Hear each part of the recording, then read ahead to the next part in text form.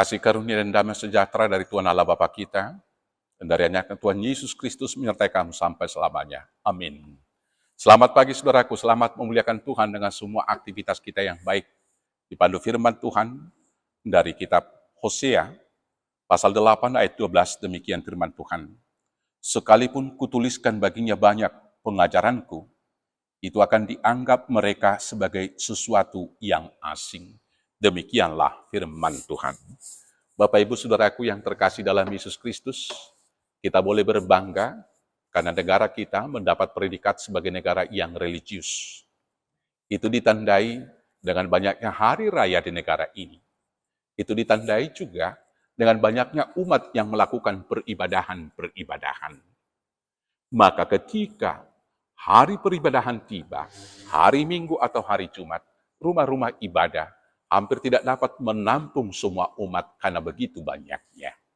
Kita juga bangga sebagai masyarakat yang religius, yang ditandai dari salam-salam yang sangat religius, shalom, dan lain sebagainya. Saudara-saudaraku, ketika bergembira juga masyarakat sekarang ini tidak mengatakan hore, tetapi puji Tuhan, haleluya. Tetapi pertanyaan sekarang, apakah kita beragama? Jawabnya pasti iya. Tetapi, apakah kita sudah beriman? Ini yang kemudian harus kita renungkan dan kita evaluasi dalam diri sendiri. Beragama tentu mendapat identitas sebagai pengikut satu agama tertentu.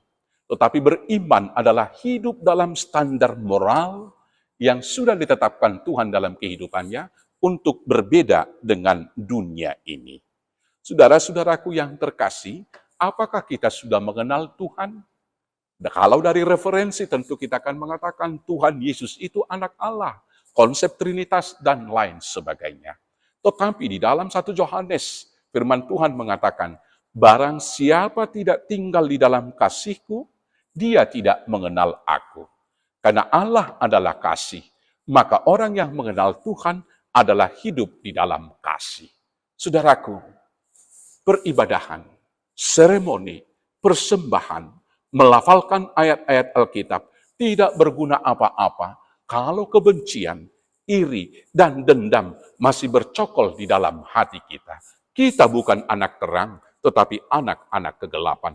Kita tidak hidup menurut roh, tetapi hidup menurut daging. Demikianlah umat Israel dalam konteks Nabi Hosea di sini. Mereka melakukan peribadahan itu dengan gemuruh. Mereka melakukan semua kewajiban-kewajiban agamanya. Tetapi kemudian mereka juga menyembah ilah yang lain. Dan selanjutnya mereka tidak menegakkan hukum dan keadilan.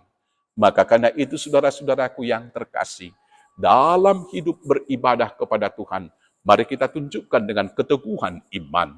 Kita tetap beriman kepada Kristus Yesus. Dan iman itu kita wujudkan dengan tindakan yang nyata. Karena iman tanpa perbuatan pada hakikatnya adalah mati. Perbuatan itu adalah dengan mau mengasihi sesama. Kasih itu harus nyata. Ketika kita mampu juga mengampuni, memaafkan kesalahan saudara-saudara kita. Karena Tuhan lebih dahulu mengasihi, Tuhan lebih dahulu mengampuni kita. Dengan demikianlah Tuhan akan berkenan kepada kita. Karena kita sudah mengerti pengajaran yang dari Tuhan. Selamat mengerti pengajaran dari Tuhan. Dan selamat hidup di dalam kebenarannya. Tuhan Yesus memberkati. Amin. Kita bersatu dalam doa.